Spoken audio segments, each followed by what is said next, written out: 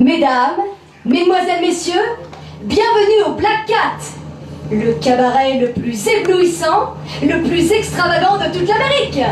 Ce soir, les plus belles filles, les meilleurs whisky et les plus grands artistes, tout ça, rien que pour vous.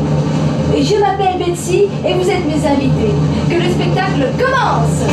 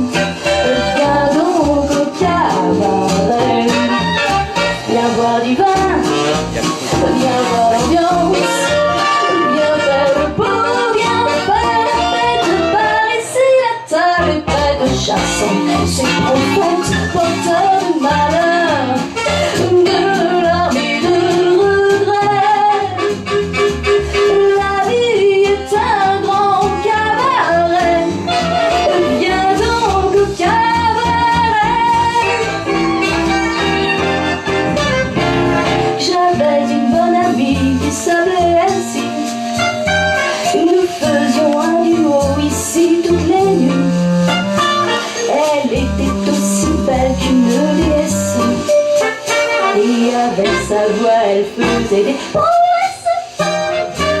Sa mort est entourée de tant de mystères. Pour sûr, on l'a aidé à quitter cette terre. Mais sur son lit de mort, c'était une reine. Le plus joli des cadavres dont je me souviens. Et puis je pense à elle si bien souvent. Qui répétait en souriant: pourquoi rester seul, assis sur ton lit? Le show est enfin prêt. La vie est un grand cabaret. Viens donc au cabaret. Viens voir les filles, viens voir du style, viens faire le beau, viens faire la fête. Par ici tournent les têtes.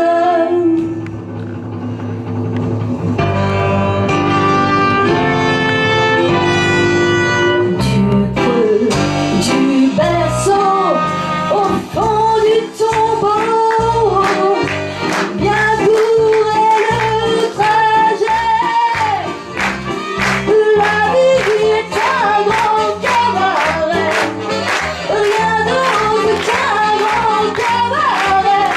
Et j'adore ce cabaret.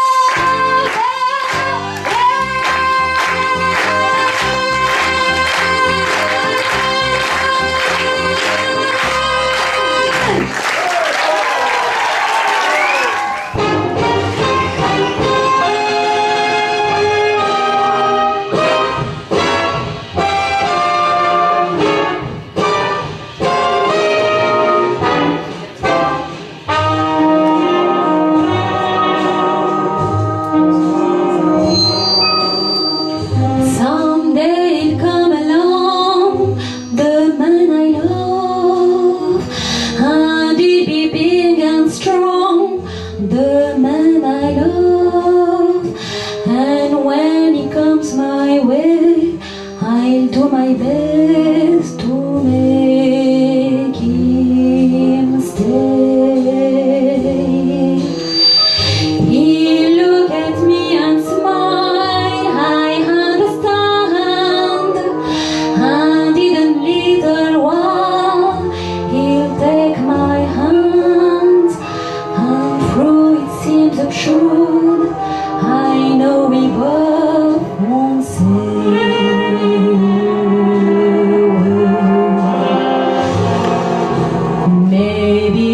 Surely meet Sunday, maybe Monday, maybe not. Still I'm sure to meet him one day. Maybe Tuesday will be my good news day. He built a little home just meant for two, from which I never roam. Who would you? And so was above. I do my best to make him stay.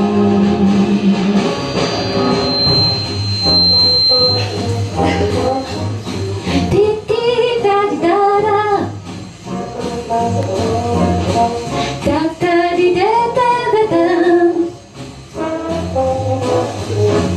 Dum-dum-dum-dum-dum. Da-dum-dum.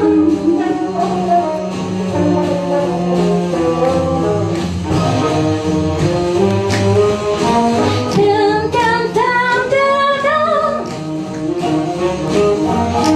Di-di-da-da-da-da-dum. Dum-dum.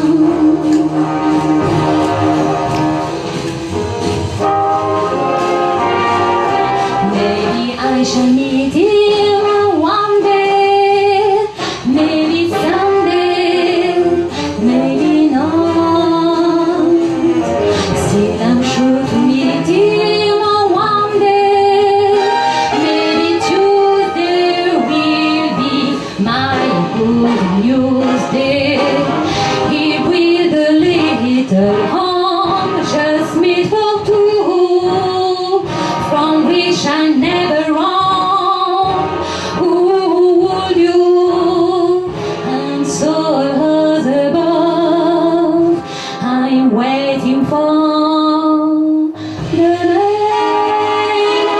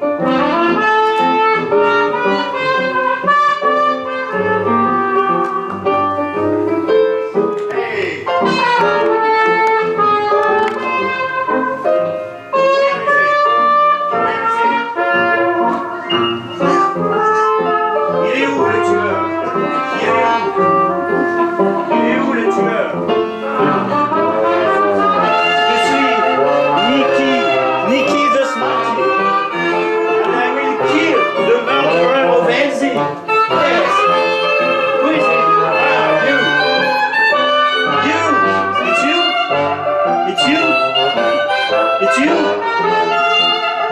I don't know. Anyway.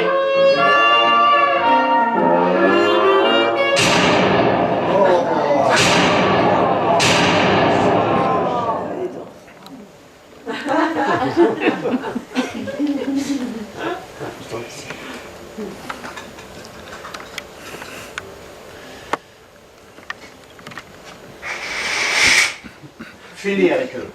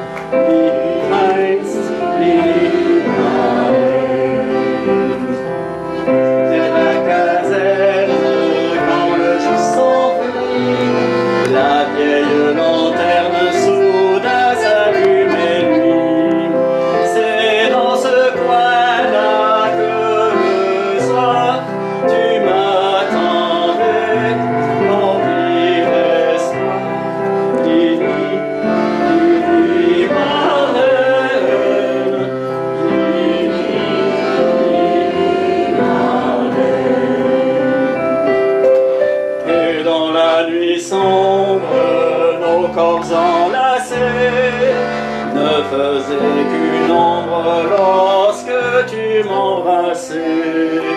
Nous partagions le cœur léger, tous de nos joies, tous nos secrets.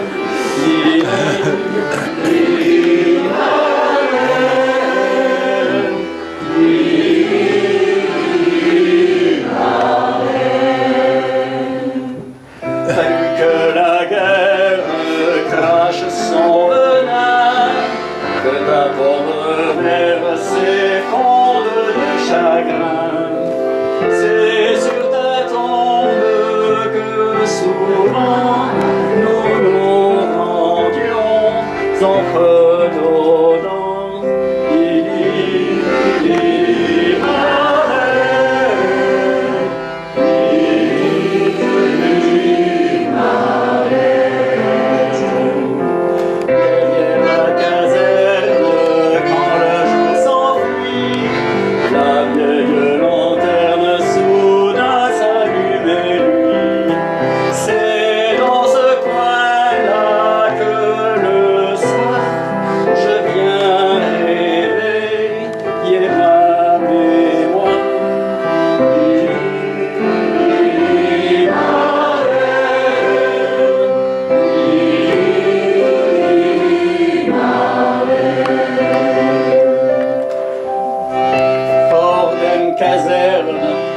Vor dem großen Tor stand eine Laterne und steht die Nord davor. So wollen wir uns da wiedersehen. Bei der Laterne wollen wir stehen.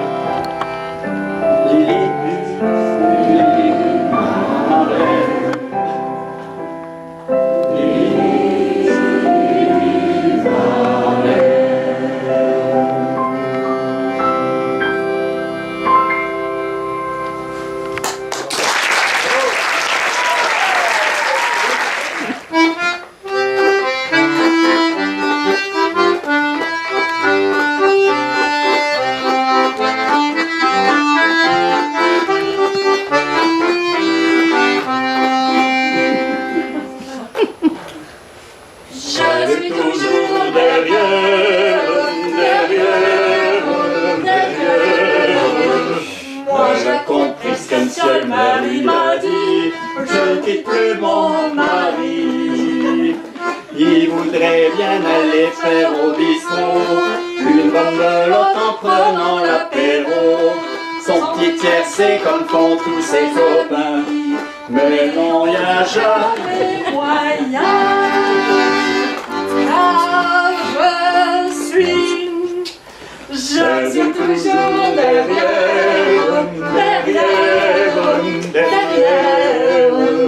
Moi j'ai compris ce que monsieur le maire lui m'a dit, je dis plus mon mari. Un camarade lui dit, mon vieux Gaspard, la cherche une fois lui mettre ton pied quelque part, peut-être que comme ça tu t'en débarrasseras. Il répond, je ne peux pas, car je suis toujours derrière. Moi j'ai compris ce que monsieur le maire lui a dit, je quitte plus mon mari. Désespéré, le pauvre homme se fiche à l'eau, mais son épouse fait comme lui aussitôt. Le malheureux en arrivant au fond fit flotter son vieux jupon.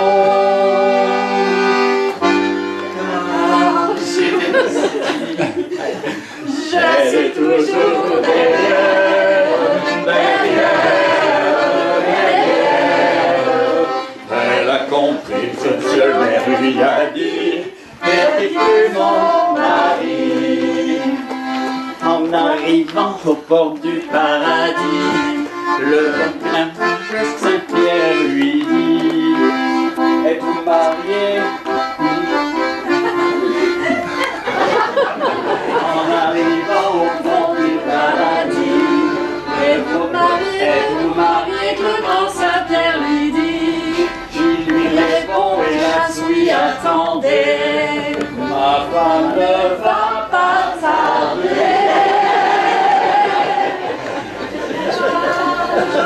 je suis Toujours derrière,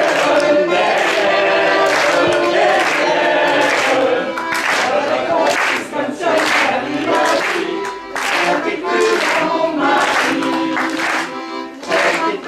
mon mari, mon mari.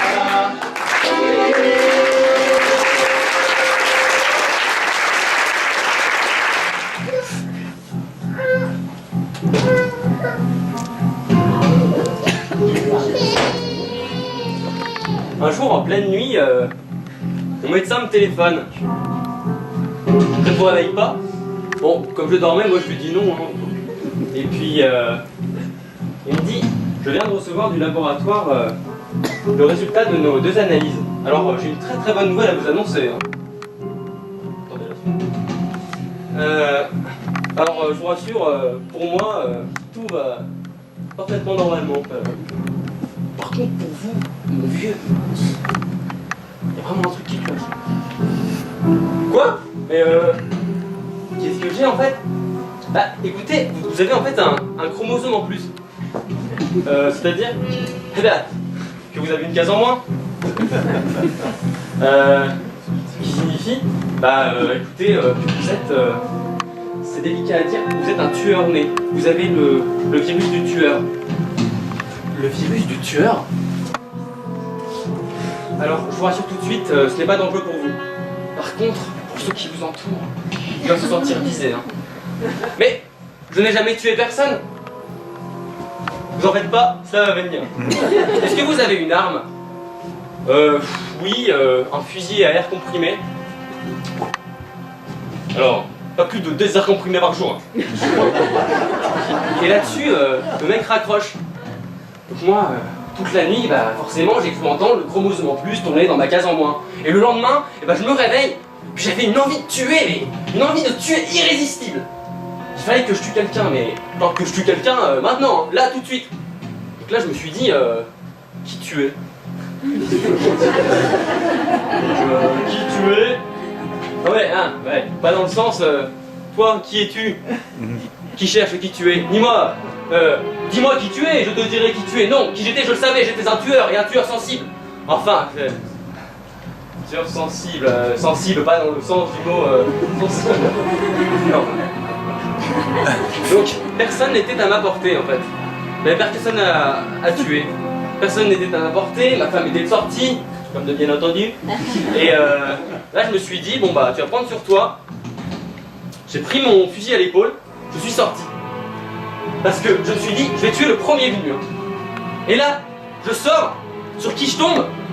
En plein dans le mille, sur le premier venu. Alors le mec, il arrive, il avait un fusil à l'épaule, comme moi. Il avait un chromosome en plus, comme moi. Et il me dit, dis donc, toi le premier venu. Moi je lui dis, ah non, hé, le premier venu, pour moi c'est vous. Et là il me dit, non. Je t'ai vu venir avant toi et de plus loin que toi. Dis donc, tu permets que je te tutoie? Je te tutoie et toi, tu me dis tu. Là, moi, je réfléchis, je me dis, t'es pas bête. Si tu dis tu à ce tueur, il va te tuer. Du coup, je lui dis, dis donc, si on s'épaulait mutuellement, d'autant que nous sommes tous deux en état de légitime défense. Et là, il me dit, et là, il me dit, d'accord. Du coup, là, on commence, hein. On s'épaule mutuellement. On se met en... Oui. Moi, je suis là. Et là, là-dessus, le mec me dit, stop! On était sur le point de commettre une formidable bavure. Parce que, est-ce qu'on peut vraiment considérer 2 hommes sur le point de s'entretuer comme des premiers venus? Je suis pas sûr. Je suis d'accord. Et là-dessus, on entend 2 coups de feu. Sauf qu'ils ont raté, hein. 2 coups de feu. Et un petit homme qui arrive en courant. Là, voilà, il est. Super vite, il a un fusil à l'épaule. Moi, je lui dis, dis donc, toi aussi tu cherches à tuer le premier venu? Lui, il me fait, non, le 3e, j'en ai déjà raté 2. Et tout d'un coup, je sens le canon d'une arme dans mon dos. Oh! Là, moi, je suis en mode, oh, c'est qui c'est? Du coup, je me retourne. C'est qui? C'est mon médecin. Le mec, je viens vous empêcher de commettre un meurtre à ma place. À votre place, le laboratoire a fait une erreur. Ils ont interverti nos 2 résultats d'analyse. Docteur, vous n'allez pas tuer froidement l'un de vos patients. Si, j'en ai assez de vous dire, ne vous laissez pas abattre. La patience a des limites. Mais, vous avez déjà tué quelqu'un, vous? Vous savez, sans ordonnance, jamais. Hein. Mais je vais vous en faire une.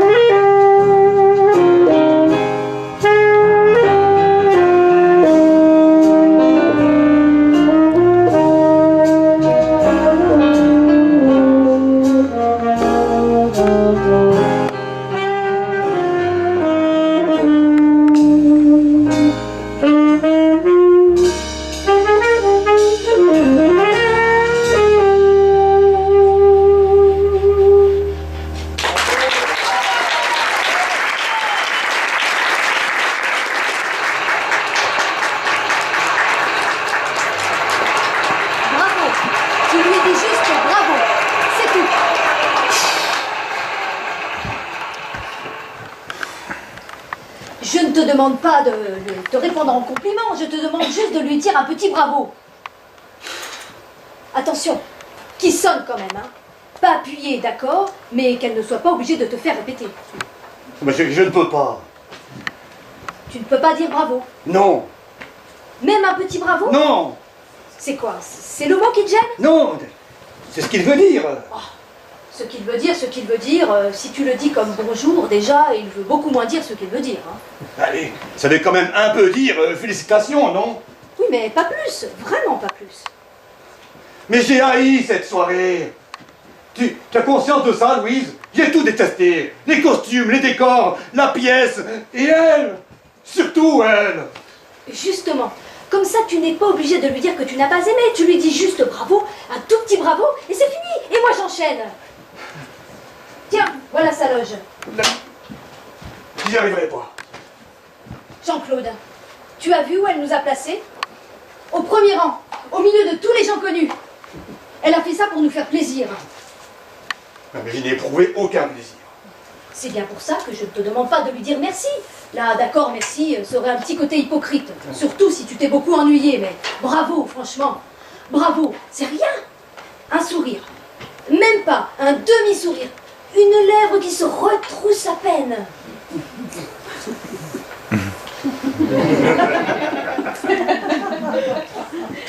Mais je te dis, j'y arriverai pas.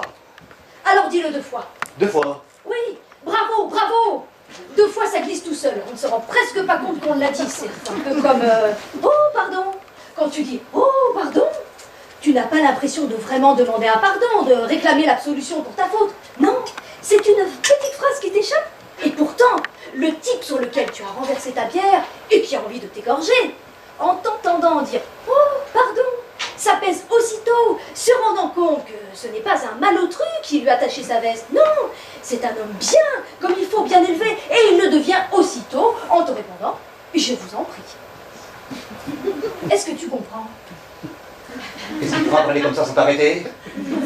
On vient d'entendre ta sœur pendant presque 3h30 parler. J'ai cru devenir fou, et toi maintenant tu t'y mets.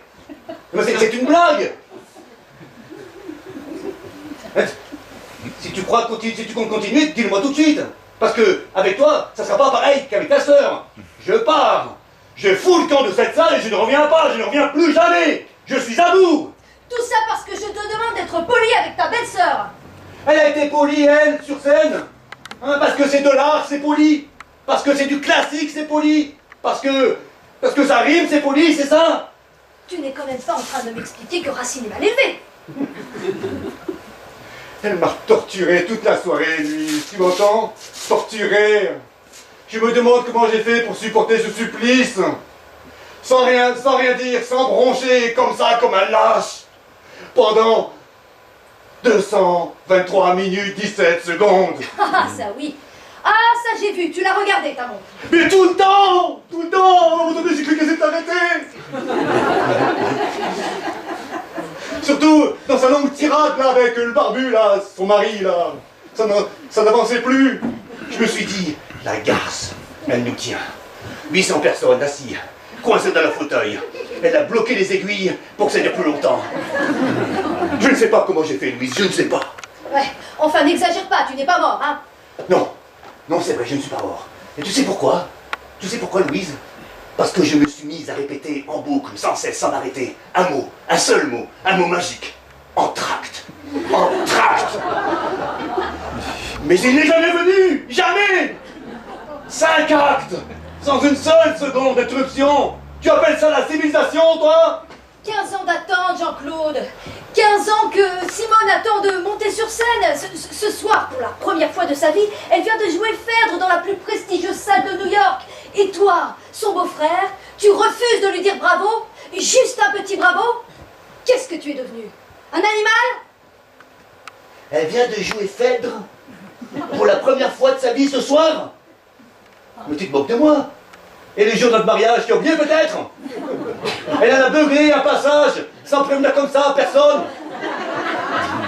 Même qu'après, les enfants ont pleuré. Qu'aucun invité a voulu danser, que mon père a gueulé sur le tien. Elle nous a pourri notre soirée. Elle nous a fait passer une soirée de merde avec avec sa vocation et ses alexandrins. C'est maman qui lui avait demandé de nous faire une surprise. Oui, mais la surprise, ça a failli que je quitte la table, Louise. La table du plus beau jour de notre vie. Ah, il fallait que je t'aime, hein, pour rester immobile, comme ça, 20 minutes, le couteau dans le gigot, pendant que notre hystérique beuglait sa poésie à 2 balles en se caressant les seins. Et elle remet ça, 20 ans après, et la totale, et tu voudrais que je lui dise bravo à cette grosse vache? Jean-Claude! Quoi, Jean-Claude? Elle a pris 20 kilos, Simone, vrai ou faux? C'est l'angoisse. Ah. C'est humain. Humain. 15 ans d'angoisse, forcément, elle a compensé par la nourriture, mais franchement, c'est pas ça qui compte. Oh, que te l'habiller en toge, ça compte quand même un peu.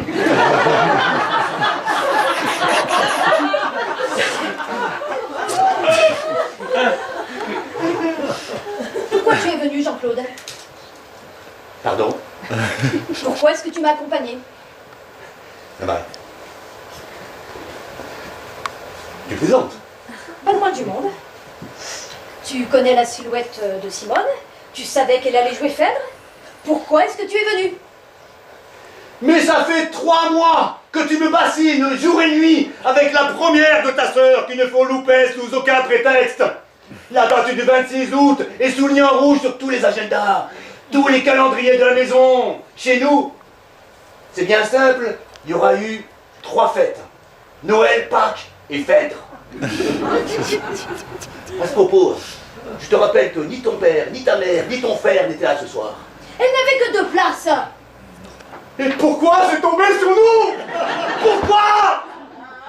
Et oh, Oh, oui, oh, est-ce que tu peux juste lui dire oh? Elle sort de sa loge, c'est toi qu'elle regardera en premier, j'en suis sûre. Tu la prends aussitôt dans tes bras et tu lui dis oh. Tu n'as même pas besoin de le dire très fort. Tu lui susurres dans l'oreille oh. oh. Oui. Dans Bravo, ce qui compte surtout, c'est le oh. J'ai entendu le public à la fin de la pièce. Il criait bravo, vo, vo. C'est surtout le oh qui résonnait. Avec, bon, pour être tout à fait honnête, un petit rien de vo, vo. Voilà, vo, vo. Ce serait parfait. Tu me demandes de dire veau? S'il te plaît.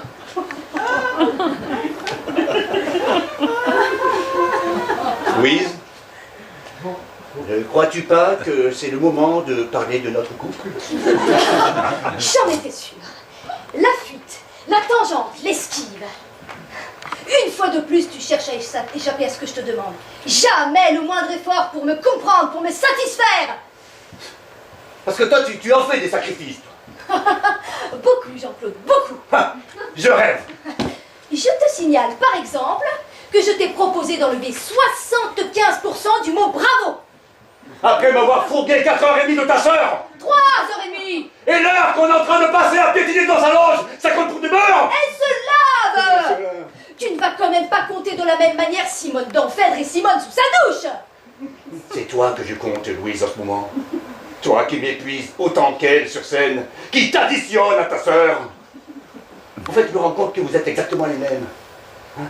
Aussi Dis-le.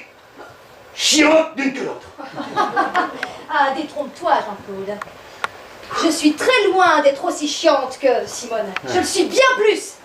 Parce que moi, dis-toi bien que si un jeune homme aux cheveux bouclés, on les sanglait par des lanières de cuir, traversait un jour ma vie, je pars avec lui illico, sans hésiter, sans me retourner. Je pars avec Hippolyte à Skiathos, à Skopélos, à Mykonos, où il voudra. Et je te plante là, toi et ton cerveau de sélacanthe.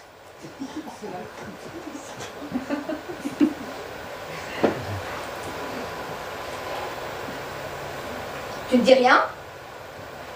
Non. Ça ne te fait rien? Quoi? Parce que je t'ai dit. Non. Que je parte avec Hippolyte, ça ne te fait rien. Non. Même sur une île grecque. Non. Cerveau de Sélacanthe, c'était dans Phèdre? Non. Ça aurait pu.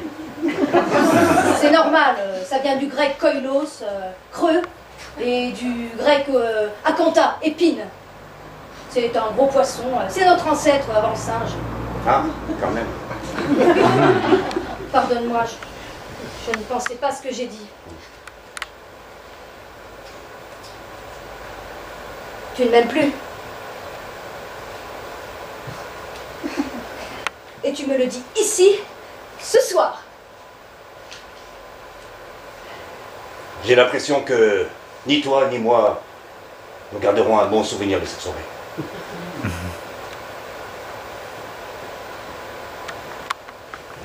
Où est-ce que tu vas? Dehors, boire une bière. Tu reviendras? Je ne pense pas. Fais attention de ne pas la renverser sur ton voisin. J'essaierai. Jean-Claude!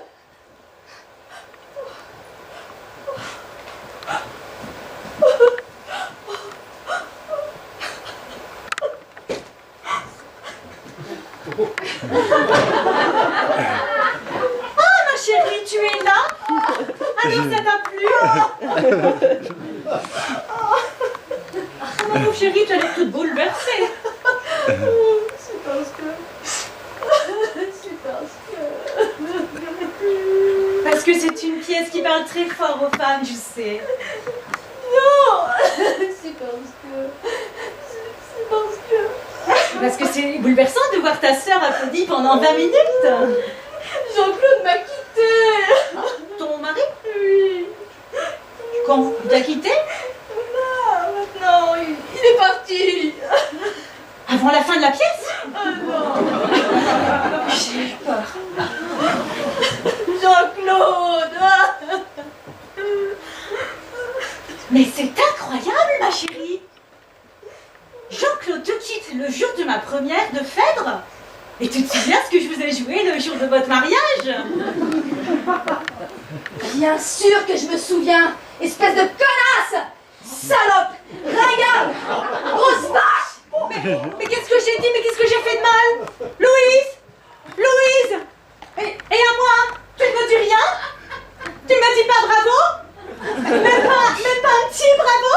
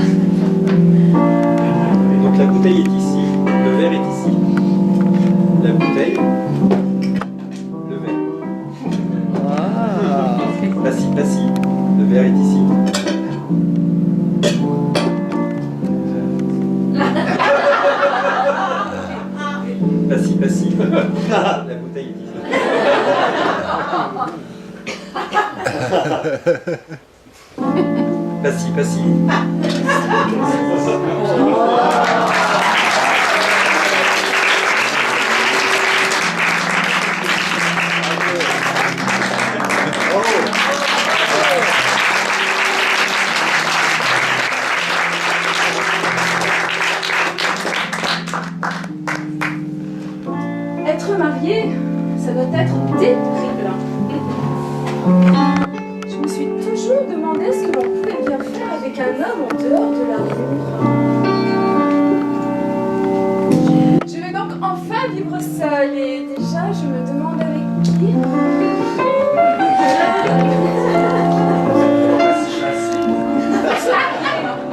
Il faut un témoin. Se marier, il faut un témoin. Comme pour un accident ou un duel. Me donneriez-vous 25 ans? Si j'avais 25 ans, je les garderais pour moi. Il y a des milliers de raisons pour que l'on s'habille comme nous le faisons et toutes ces raisons sont des hommes. Le luxe est une question d'argent. L'élégance est une affaire d'éducation. Être riche, ce n'est pas avoir de l'argent, c'est en dépenser. On dit que l'argent ne fait pas le bonheur. Sans doute veut-on parler de l'argent des autres. Si le plus grand plaisir des hommes est de se payer le corps des femmes, le plus grand plaisir des femmes est de se payer la tête des hommes. Une femme doit avoir 3 hommes dans sa vie. Un de 60 ans pour le chèque, un de 40 ans pour le chic et un de 20 ans pour le chic. L'homme qui a réussi est celui qui peut gagner plus qu'une femme peut dépenser. La femme qui a réussi est celle qui a trouvé un tel mari.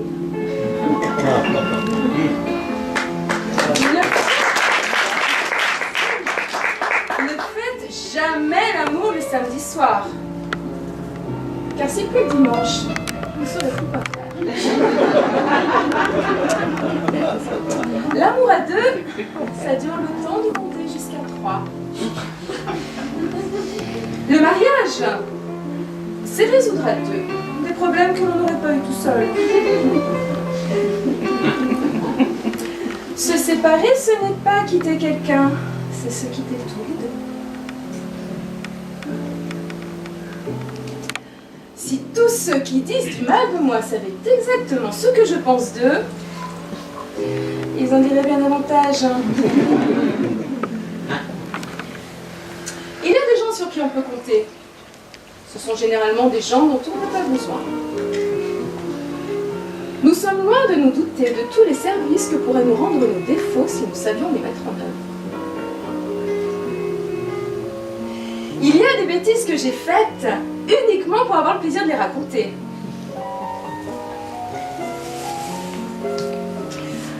Le secret d'une culture intelligente, c'est de savoir sur quel rayon de la bibliothèque se tient la rousse. À quoi bon apprendre ce qui est dans les livres, puisque ça y est.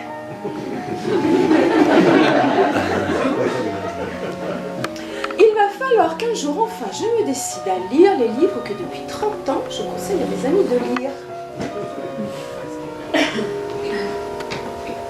Il y a des gens qui parlent, jusqu'à ce qu'ils aient enfin trouvé quelque chose à dire.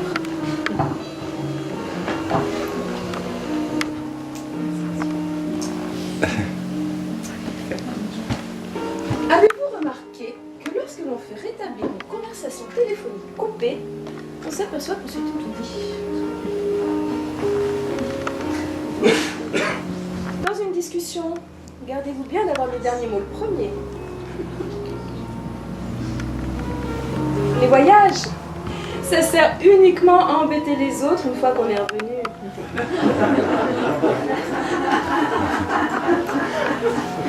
On peut pleurer pendant 2 jours. On ne peut pas rire pendant 2 heures. Les femmes désirent ce qu'elles aiment. Les hommes aiment ce qu'ils désirent. Citer les pensées des autres, c'est regretter de ne pas les avoir trouvées soi-même. Au revoir, Monsieur Guitry.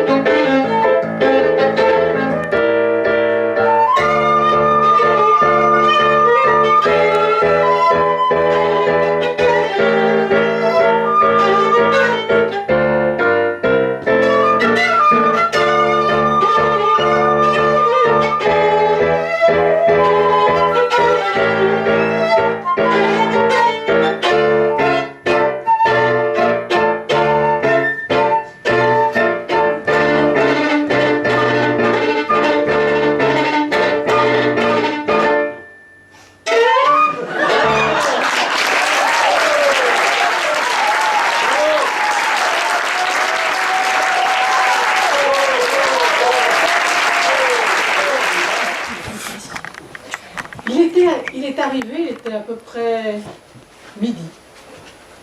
Il a garé sa grosse Cadillac juste devant l'hôtel. Il portait des lunettes noires et une valise en croco.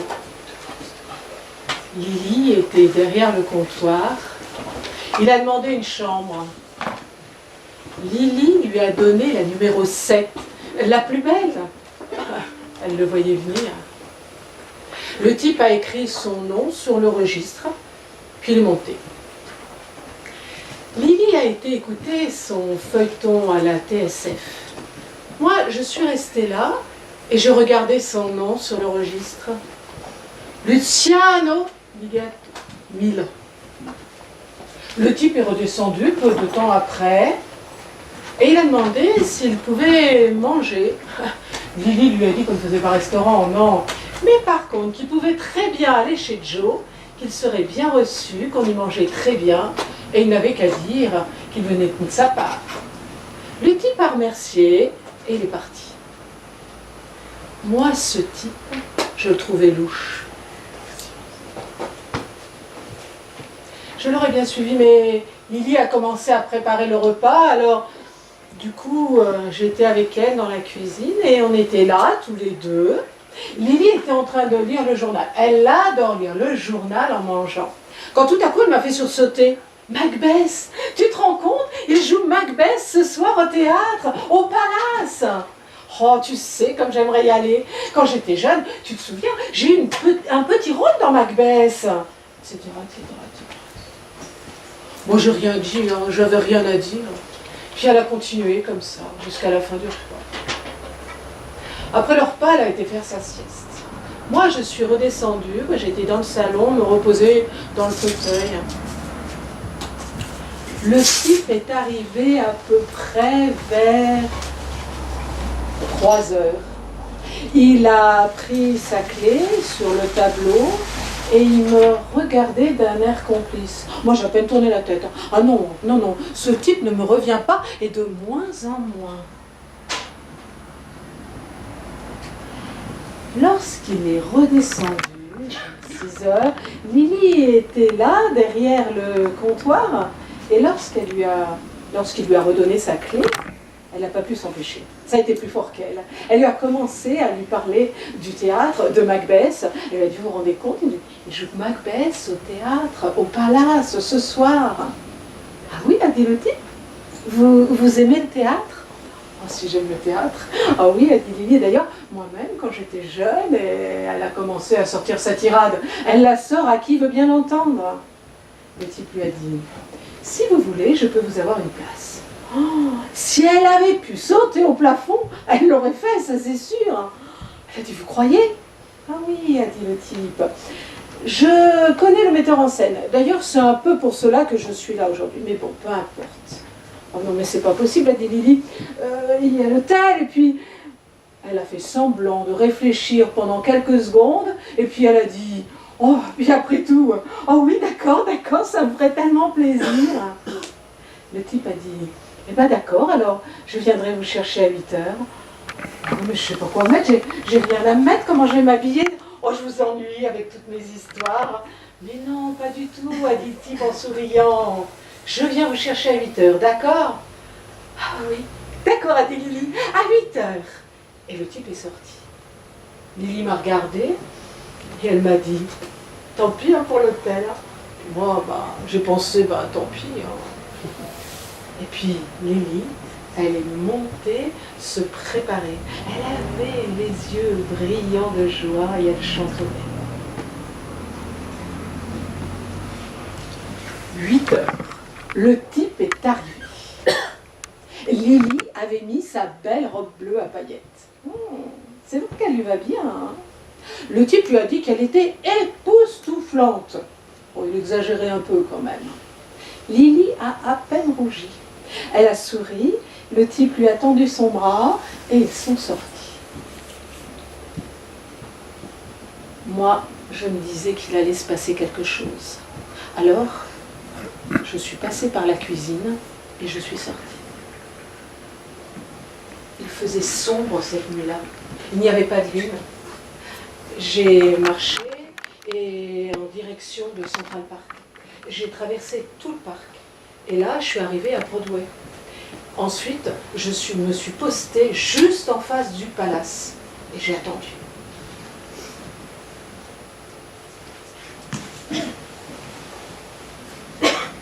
« 10h moins le quart, l'entracte. Je vois Lily, je vois le type. Oh, Lily n'arrête pas de parler, elle fait de grands gestes, elle rigole.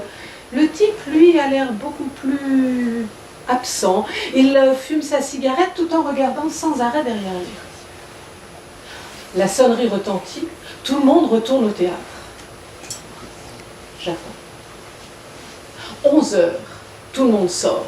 Je vois le type, je ne vois pas Lily. Elle est où? Ah, la voilà, j'ai eu peur. Elle est en train de remettre son poudrier dans son sac. Tiens, le type repart dans le théâtre. C'est étrange. Le voilà qui revient. Ils se dirigent tous deux vers la voiture. Alors moi, je pars en courant, je coupe à travers le parc et j'arrive juste quelques secondes avant eux. Lily n'arrête pas de rigoler, de parler, de dire qu'elle a passé une excellente soirée, que les acteurs étaient merveilleux. Et elle remercie le type. Le type lui sourit et lui dit qu'il est un petit peu fatigué, qu'il aimerait aller se coucher. Lily le remercie encore. Et là, le type lui fait un baisement et il monte se coucher. Lily, à son tour, monte les escaliers. Elle est rayonnante de joie. C'est à peu près vers minuit que je suis redescendue dans la cuisine. J'avais soif. Et c'est à ce moment-là que j'ai entendu des pas dans l'escalier. Quelqu'un descendait. J'ai regardé. C'était le type. Il descendait à pas de loup. Quand je vous disais qu'il allait se tramer quelque chose, et ça n'a pas manqué, le type est sorti, je l'ai suivi. Il longeait les murs, il marchait vite, il a descendu la 8e avenue, et là, il s'est arrêté juste au niveau du Muséum d'Histoire Naturelle. Et il s'est mis là, dans l'ombre, et il a attendu. Moi, j'ai attendu aussi. 10 minutes plus tard, j'ai entendu des pas, des talons aiguilles. Et là, une femme en manteau de fourrure. C'est étrange quand même, une femme en plein milieu de la nuit, non? Le type est sorti de l'ombre. La femme s'est approchée de lui. Et elle a commencé à lui dire « Mais qu'est-ce que ça veut dire? Tu me fais passer des petits mots maintenant dans ma loge pour me donner des rendez-vous en plein milieu de la nuit? Mais c'est vraiment n'importe quoi. C'est que, a dit le type, c'est que quoi? C'est que quoi? Quand je te dis que c'est fini, fini, tu as compris, oui? Mais, a dit le type, mais quoi? Passe encore que tu me suives de théâtre en théâtre. Mais là, des rendez-vous en plein milieu de la nuit, tu dépasses les bornes. Si tu continues, je vais... Tu vas quoi? Je vais... Eh bien, je porterai plainte. J'appellerai la police. Et là, elle le laisse là et elle part. Le type reste là, les bras ballants, et puis il lui court après. Il l'attrape par le bras et lui dit, mais comprends-moi au moins. Comprendre quoi? Comprendre que tu es complètement fou, mon pauvre? Mais non. Je t'aime. Tu m'aimes. Mais tout le monde m'aime. Les gens viennent me voir parce qu'ils m'aiment. Et là, la femme, elle rit, elle ne s'arrête pas. Et lui, il est là, et il s'approche d'elle, et lui dit, tais-toi, je t'en prie, tais-toi. Mais elle ne se tait pas, elle continue à rire. Alors il la serre dans ses bras, et lui dit, tais-toi, je t'en prie, tais-toi. Mais elle rit de plus en plus fort. Alors ses mains montent jusqu'à son cou, et lui dit, tais-toi, tais-toi. il serre. Et elle se tait, mais lui, il serre toujours.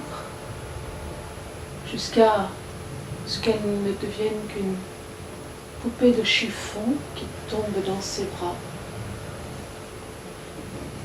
Alors, il la regarde et lui dit tout doucement « Je t'aime ». Puis, il marche, tel un automate.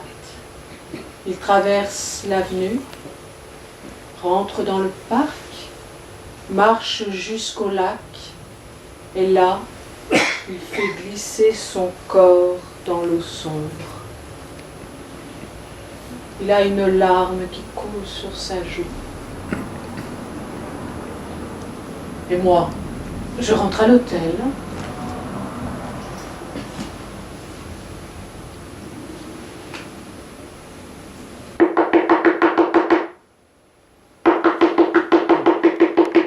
Il était à peu près 6 heures ce matin-là. Lily est descendue en robe de chambre. Elle a ouvert la porte. Là, 2 policiers. L'un des deux a dit « Excusez-moi, madame, est-ce qu'il y a un certain Di Gatto dans votre hôtel ?»« Oui, a dit Lily. Pourquoi ?»« On a retrouvé sa femme morte dans le parc étranglée. » Oh, Lily a poussé un cri. « Il est dans sa chambre ? Quelle chambre ? La numéro 7. » Les policiers sont montés. Ils sont redescendus avec le type peu de temps après. Et alors là, le policier qui avait parlé s'est adressé à Lily et lui a dit « Excusez-moi, madame, monsieur affirme qu'il a passé la nuit à l'hôtel. Est-ce que vous pouvez le confirmer ?»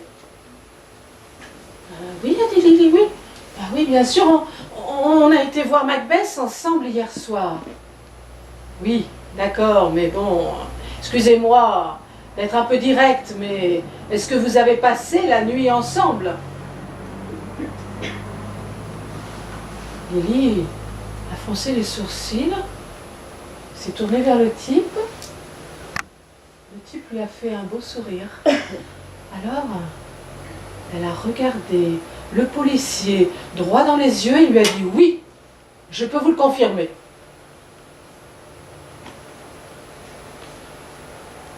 Moi, j'étais là.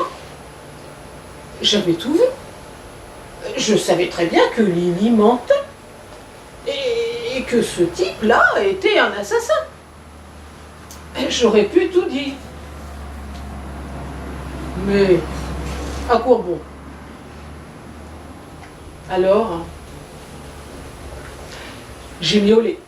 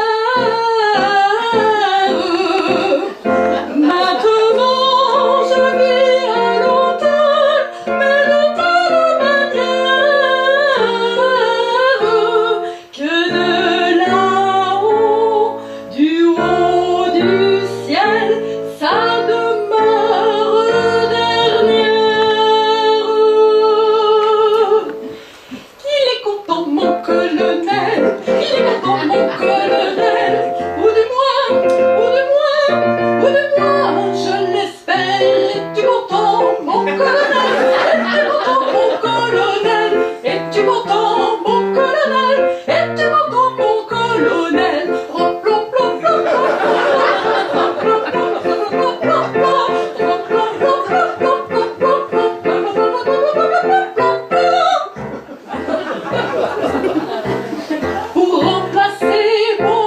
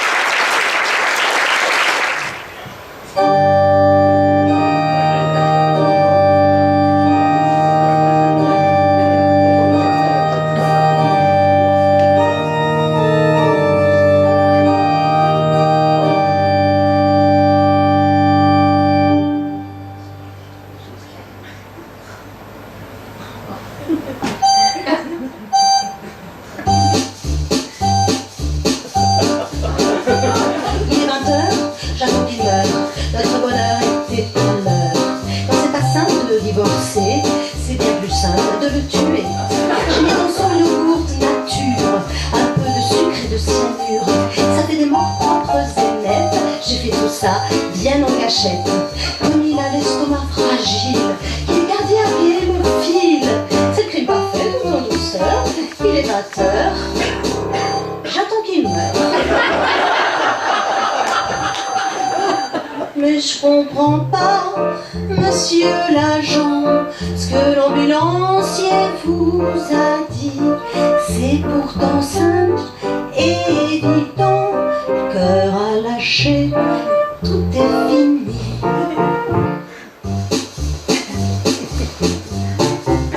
Il est minuit, tout est fini. Et ça m'ennuie qu'il ait vomi.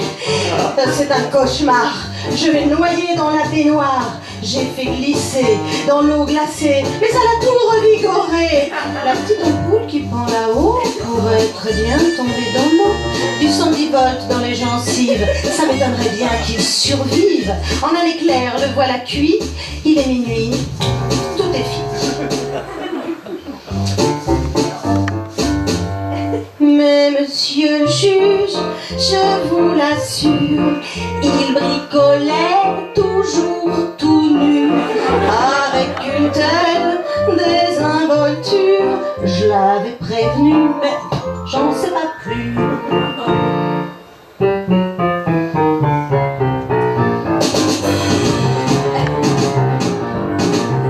Il est 3 heures, et c'est l'horreur. Le choc à faire partir son cœur. Là, c'est la colère qui l'emporte. Je vais employer la manière forte. Je traîne le bonhomme au salon, une vieille cravate sous le menton. Qu'importe les traces laissées par terre, je passerai demain la serpillière. J'attrape tout ce qui me tombe sous la main. Tiens là, il est bien moins malin. J'y tape dessus sans aucun mort. Voilà l'horreur. J'en peux plus.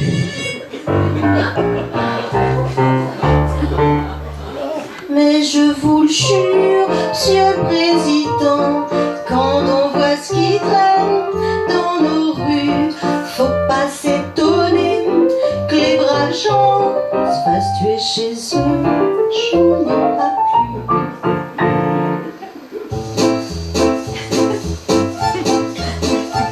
Voilà l'horreur, et il est mort. Je vais me faire couler un café fort, bien nettoyer et tout ranger, et faire un somme bien mérité. 9 heures, j'ai pas la patience. Je veux savoir si j'ai de la chance. Je veux savoir ce qu'il y a dans le contrat. Je file à la banque de ce pas. Ah, quand je pense au coût de la vie, il va falloir un nouveau mari, un peu plus riche que les 3 derniers et un peu plus facile à tuer. Mais c'est pas de ma faute, monsieur les jurés, les belles promesses, j'y croirai plus. Moi que ton besoin d'être aimé, à chaque fois je suis déçue.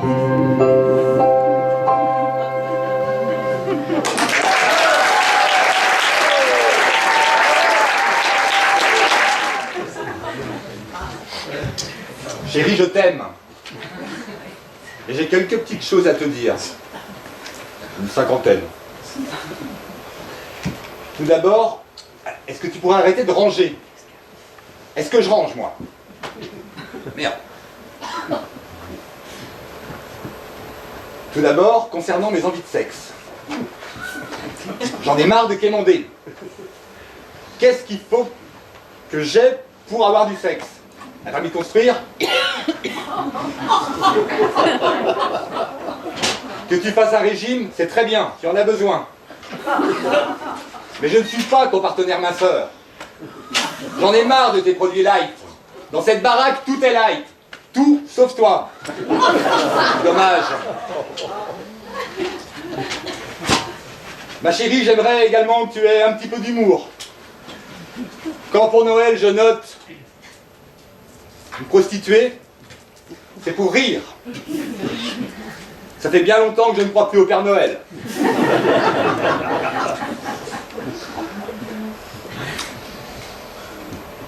La seule chose que j'attends aujourd'hui, ma chérie, dans notre mariage, c'est que la mort nous sépare.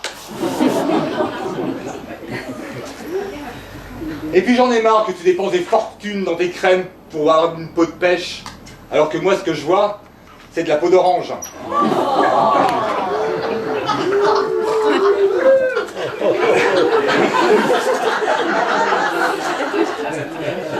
Et puis, oui. Ah, monsieur le directeur, oui. Qu'est-ce qui se passe? Non. Non. Non. Ah bon? Là? Bon, bah, d'accord. Bonjour. Excusez ma tenue, je suis le gardien du cabaret et là j'étais sur le point d'aller mettre la viande dans le torchon. Donc je viens d'apprendre que le numéro suivant était annulé parce que le ventriloque mondialement connu, Rocca, est décédé dans sa loge. Là, ils sont en train d'évacuer le corps. C'est le bordel que vous entendez derrière. Et apparemment, c'est une intoxication alimentaire. C'est la quiche, je parle. Je ne sais pas qui a mangé de la quiche. Donc là, le souci, c'est que on m'a demandé de faire patienter en attendant le numéro de merde qu'il a fait. Donc je suis pas spécialement doué pour ça.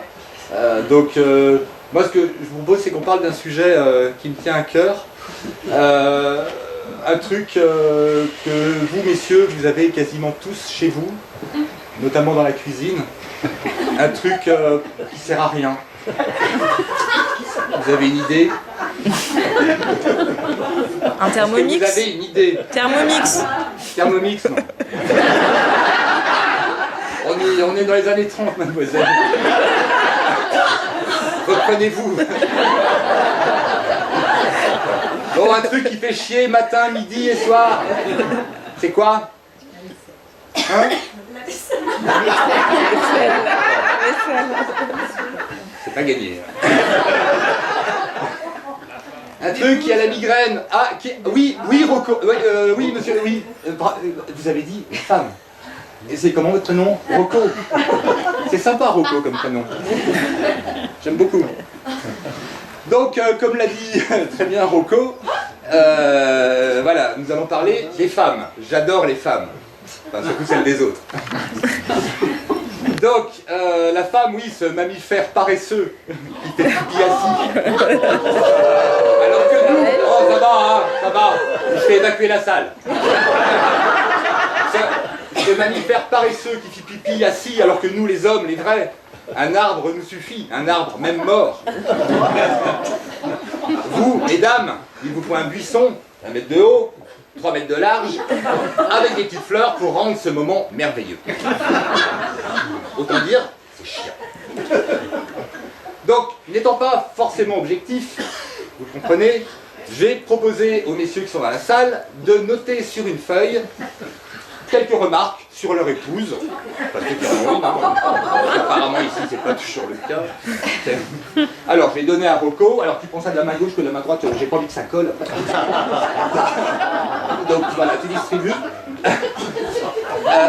Non s'il vous plaît. Voilà, donc vous notez rapidement, je vais récupérer les feuilles. Merci Rocco, tu as dit quelque chose. Merci, je vais dire. Bien, alors. Oula. Donc c'est totalement anonyme. Un de vous a noté, le mariage est un cercueil dont les enfants sont les clous.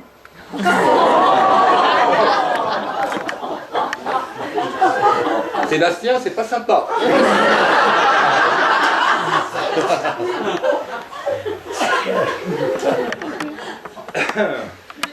Depuis que j'ai arrêté de boire, ma femme me saoule. C'est moche. Les femmes sont faites pour être mariées et les hommes pour être célibataires. C'est de là que tout vient le mal. C'est pas un comique celui-là. C'est une erreur de croire qu'une femme peut garder un secret. Elle peut, mais elle s'y met à plusieurs. Monsieur est connaisseur. Si je veux que ma femme écoute ce que j'ai à lui dire, alors je le dis à une autre femme.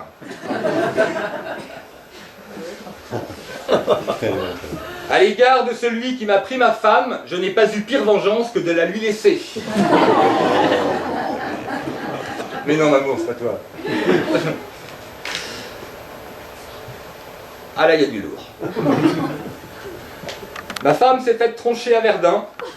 Son côté poilu doit venir de là. Wow. C'est moi qui ai peur des araignées. Je n'ai pas parlé à ma femme depuis 2 ans parce que je ne voulais pas l'interrompre.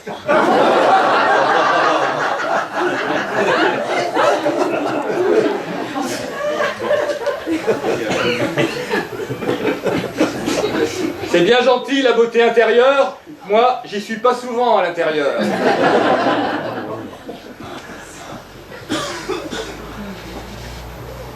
Ma femme s'est acheté un pantalon taille 36 pour se forcer à maigrir. J'espère que ce sera toujours à la mode quand elle aura réussi. Ça va être le mari de Nathalie. La voisine.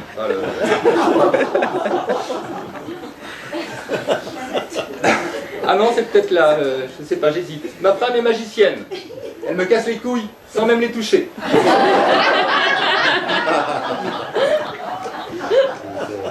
Oui, ben ça va. Un peu de respect quand même, même si...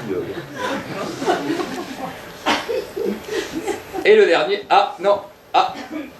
Oui, on m'annonce que le numéro suivant est prêt. Donc, vous allez voir, hein, c'est à chier. Pas le choix, hein, de toute façon vous êtes là. Donc, Mamour, faut qu'on parle.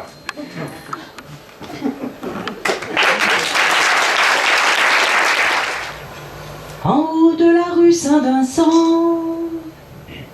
un poète et une inconnue s'aimèrent l'espace d'un instant, mais il ne l'a jamais revue.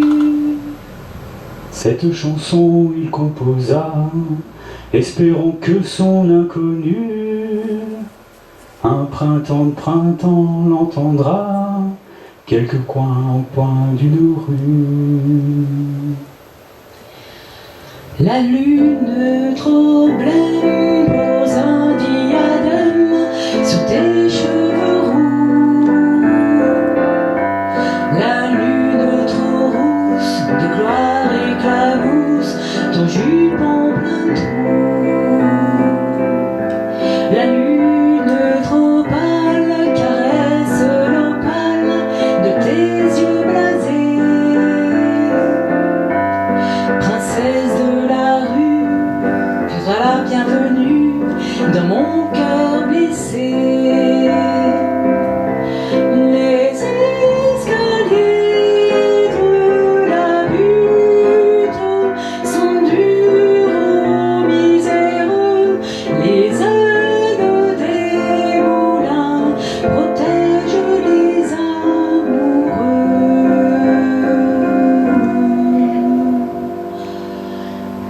Petite mendigote, je sens ta menotte qui cherche ma main. Je sens ta poitrine et ta taille fine, j'oublie mon chagrin. Je sens sur tes lèvres une odeur de fièvre, de gosse mal nourri. Je sens ta caresse, je sens une ivresse qui m'anéantit.